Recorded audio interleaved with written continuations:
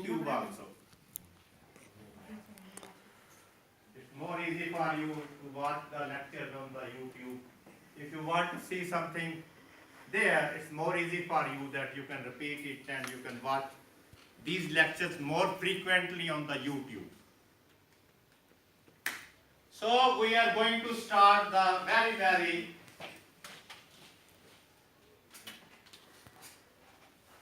important lecture, how we can safeguard our wealth, how we can safeguard our treasure. This is a task of today's lecture. And this is a big achievement that we can have a knowledge how we can safeguard our wealth. What is the habit of the wealthy peoples? What is the habit of wealthy peoples?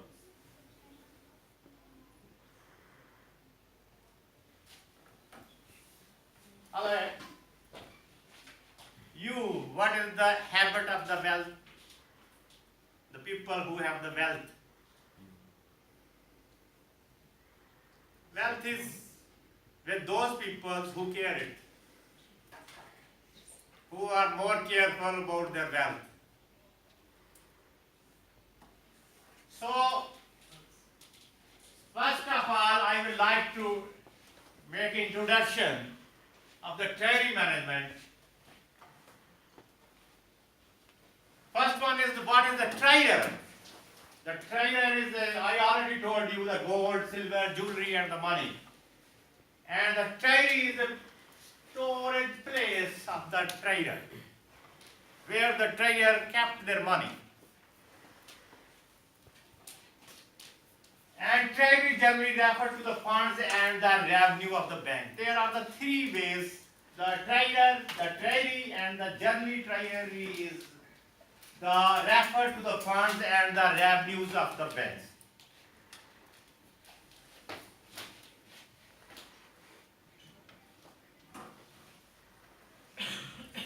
Why management of the money is the needed? This is a big question.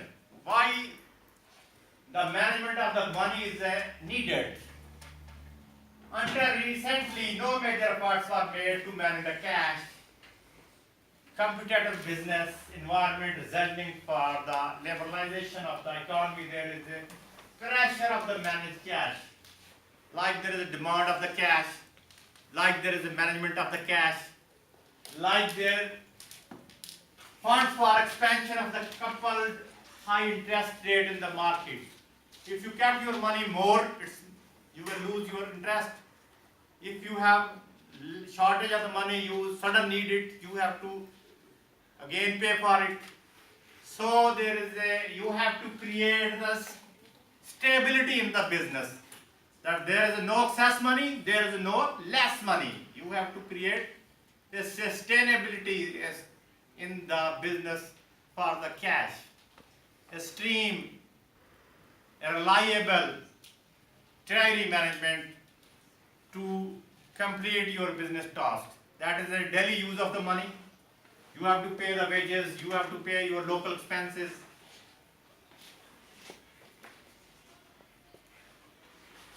That is basically, in technical words, this is known as the managing the daily cash flow, liquidity of the fund within the banks.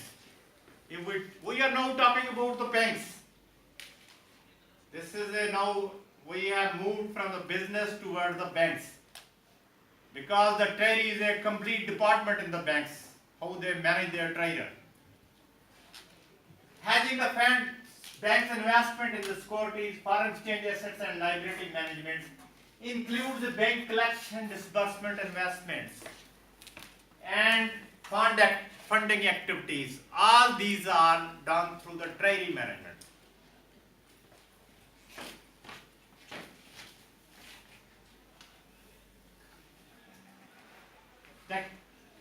Now this subject also leads toward the corporate institutions, the corporate handling of all the financial matters.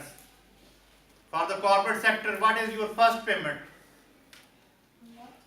For the, what is the corporate sector? Yeah. For the corporate sector, what are your first payments? The corporate sector, basically corporate is the business of the share stocks. And the people who invest in your business, they want the dividend on their shares. For each biannually you have to pay the dividends to the shareholders. They will demand you that you have to make some return on their money they have invested in your business. Now, what is the key goals of the treasury management? That's a planning, organization and controlling of the cash assets to satisfy the financial objectives of any organization. The management of the company finances includes its cash flow, investment, etc. You have to maintain a daily cash flow, investment. All the functions are through the treasury management.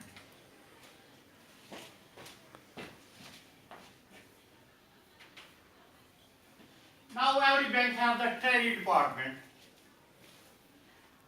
acts as a custodian of the cash and other liquid assets. The liquid asset means the assets that easily convertible into cash. There may be a gold, there may be a shares. The assets that you can easily convertible into the cash is mostly known as the liquid assets. And on the day-to-day basis of the organization in treasury stock, working capital management of the bank and the financial institutions.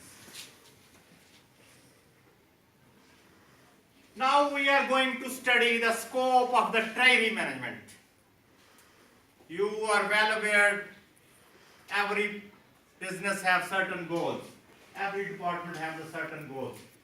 There are certain scopes, limits of the treasury management. One is known as the liquidity management. You have to manage the liquid assets of your organization or of your business. The second is the money market transaction, capital market transaction, cross-border banking, foreign exchange management, rate determination. All these are the 3 or 6 are the scopes of the treasury management. From 1 to 6, these are all the scopes of the treasury management. And mostly for international business, this function 5 is a very important foreign exchange management. We have studied this previously in our chapter 5, what is the foreign exchange management and how in international import and export this task is going to be done, foreign exchange management. Now, let's move further, one by one.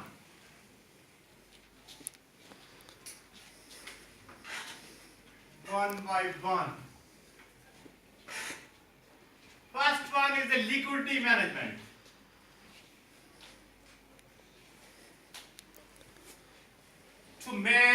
To maintain a sustainable and opaque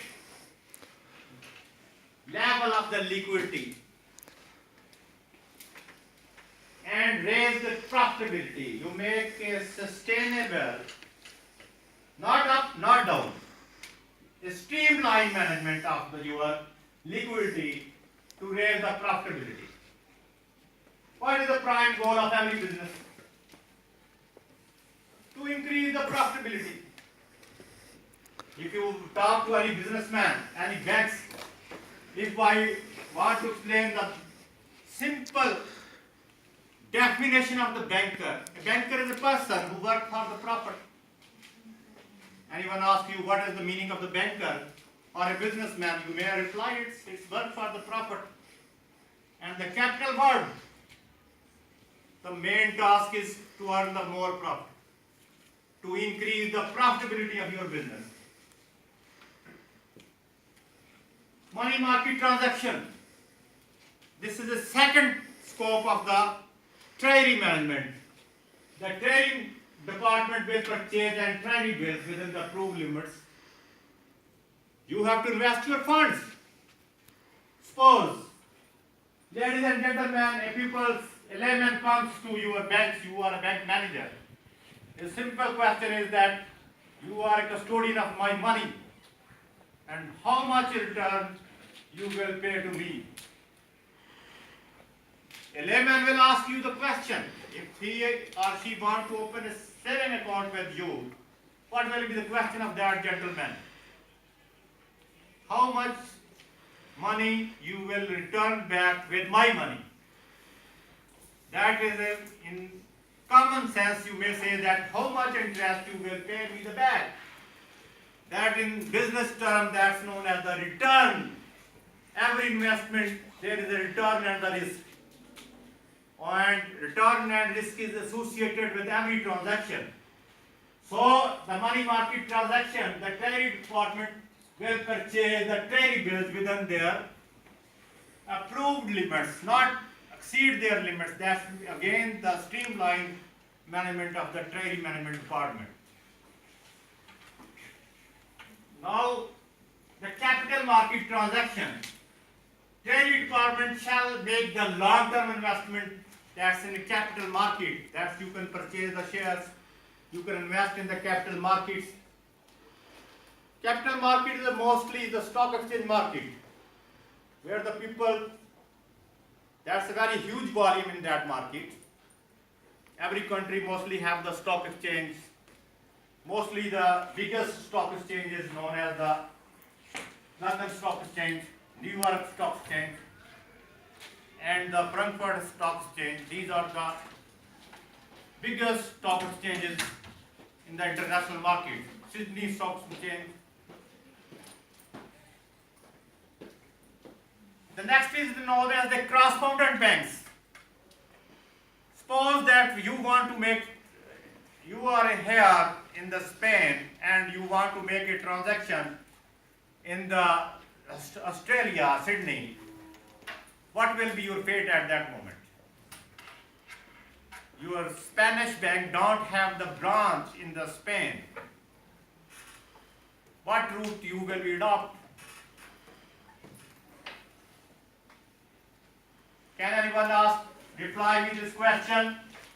If you are in Spain and you want to make any transaction, make any payment, a businessman who is in Sydney, what will be your route? Any question strike in your mind? What will be your route? Your route is that you hire the services of any bank that is basically established in the Sydney. You don't have the branch there. Some international banks are working there, and you will engage your banks with that international bank to give them the Treasury services that they basically known as the correspondent bank services. Your branch is not there, you want to make a cash payment there. At that moment, you will hire the services, purchase the services of any international bank that have established the branch in the Sydney to make the payment. That's basically a bilateral contract between the banking sectors. That they will deal on the behalf of another. That's basically a banking relationship. This one, the banking relationship. To delivery services to the customers on the market where the bank has no physical presence. You are here and you have to arrange the payment in the Sydney. Practically it's not possible for a Spanish bank to arrange the payments there. For that purpose, they will try to establish a relationship with the international bank for bilateral relationship with any correspondent bank. That is known as the correspondent banking. Clear? We can move further. Now, the correspondent banking is also very important. What is the reason for that one? Can anyone try to reply me why this is the need of the correspondent banking? The world is going to be globalized now. More connection, more businesses. You can now, there are products of Brazil also here. Product of the China, Brazil, product of the New Zealand. If you move in I daily move in any market, suppose you are in a vegetable and fruit market here. You will see there that there are the apples that is from the New Zealand and that is apples from the France and different countries apples are there.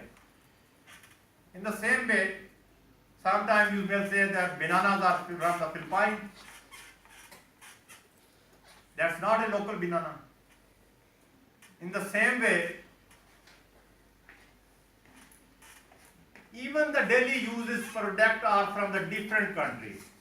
If we move into the electronics world, you will see the products from the Taiwan, you will see the products from the China, you will see the products from Japan. All the countries' products are there.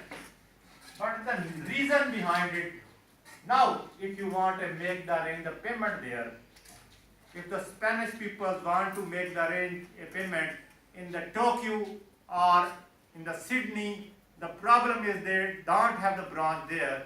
For that purpose, they will arrange a bilateral contract with any international bank which have the presence in that city to make the payment on their behalf. Is it clear now? That's cross-continent banking is basically a bilateral relationship between the banking sector that you are dealing on behalf of others.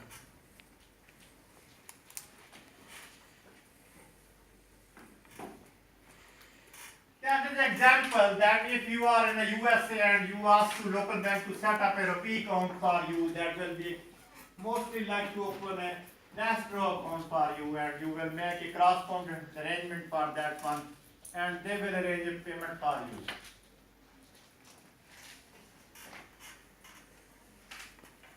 Now, this is again I number of times try to tell you that this is very important, foreign exchange management. This market is for international business and if you want to be a student of the corporate business or international business, you have a grip on that subject also. That is a foreign exchange management.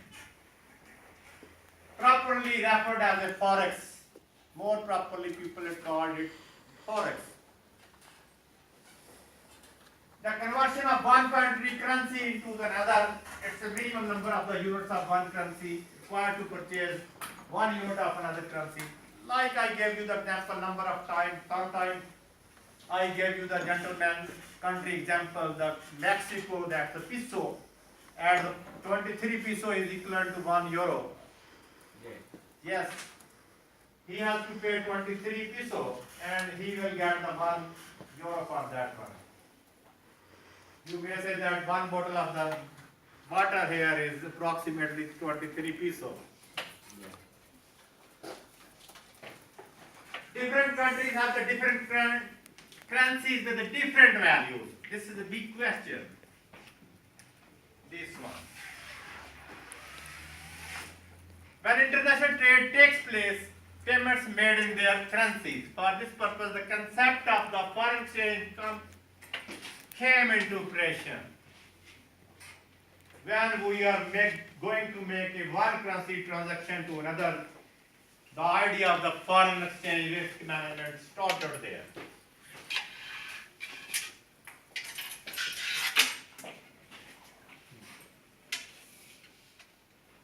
Treasury management covers foreign exchange in it.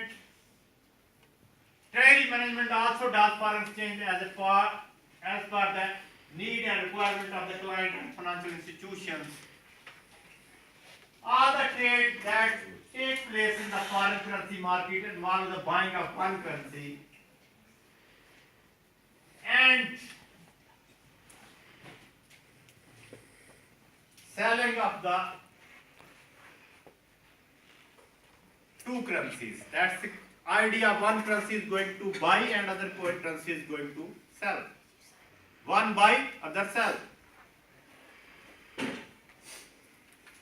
Like I gave you the example, in accounting, every debit transaction is a credit transaction also. When you are making a debit transaction, in accounting there will be a credit transaction also.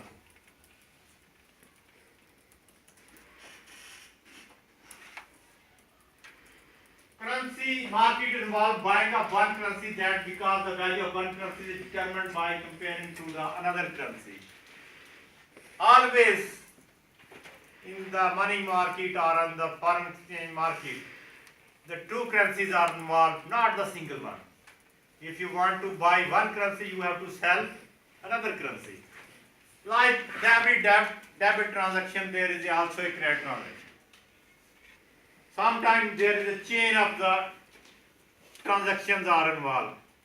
Keep in mind when you are going to make a payment in credit card. I gave you the gentleman here a very light suggestion that sometimes you are ignoring it, that you are using your credit or debit card of your own country. And you have to pay heavy funds on that one if you are making 2 or 3 transactions. Like, what is your name? Luis.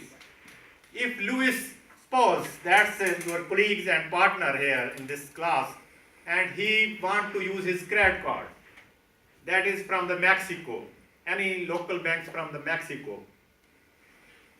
His account is in peso there, and he want to make a transaction here in the, which currency is used here? Euro. Now for Lewis, 3 transactions are involved. One is, first his money will be converted from peso to US dollar, then US dollar will be converted into the euro. He has to pay 2 times, buying and selling that. So when you are going to buy any product, anything, try to make the payments in US dollars for international transaction. You will, at that moment you will be involved single transaction. Suppose you are going to buy an aeroplane ticket and you are going to charge from your tickets. Try to purchase that tickets in the US dollars. Go there and on the click the currency, that's the US dollar. The reason is that you have to make it 2-time transaction, not 3 times. If you put there that you want to make the payments in the euro, you will have to go through 3 transactions. At that moment, you will charge high as compared to 1 transaction. So, this is a big thing. Before you make any international payment, be careful and watch it.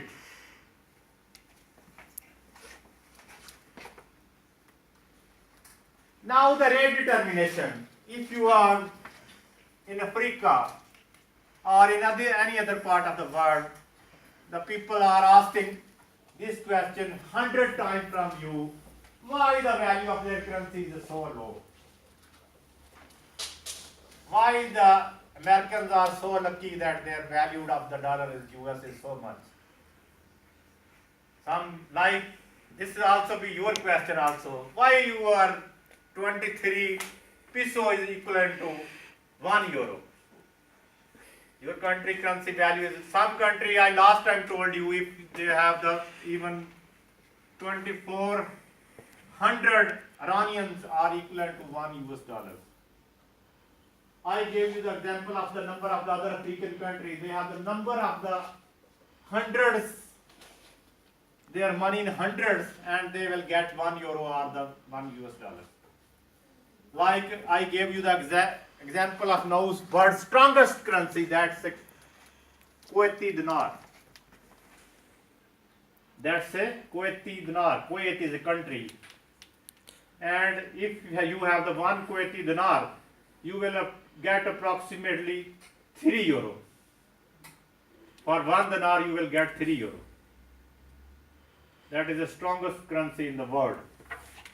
And now the pound is more strong than the euro.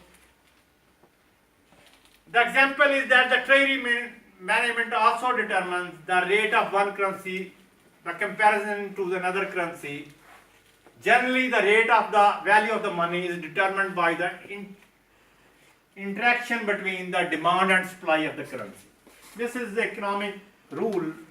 How much is the demand for your currency? If the demand is more, supply is less, the value will rise. This is a general principle.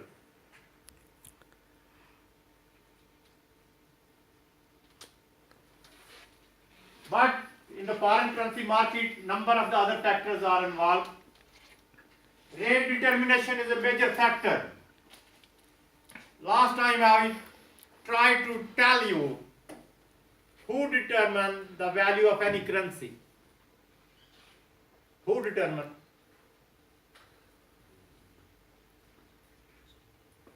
Can anyone reply me who determines? The market forces. No one can decide the value of any country currency. There are the market forces who decide what will be the value of that currency.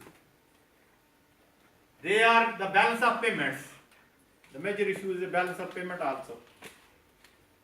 Demand and supply, purchasing power parity, PPP, and interest rate. All these factors, if we combine each other, they will decide what will be the value of that currency. And these are all related with the market forces. So, if anyone asks you who decides the value of the currency, you may reply the market forces decide the value of any currency. These market forces are 4 in number. They are the balance of payment, demand and supply, purchasing power parity, and fourth factor is the interest rate. If we combine all these market forces, they will decide the value of any currency. Okay? Move further.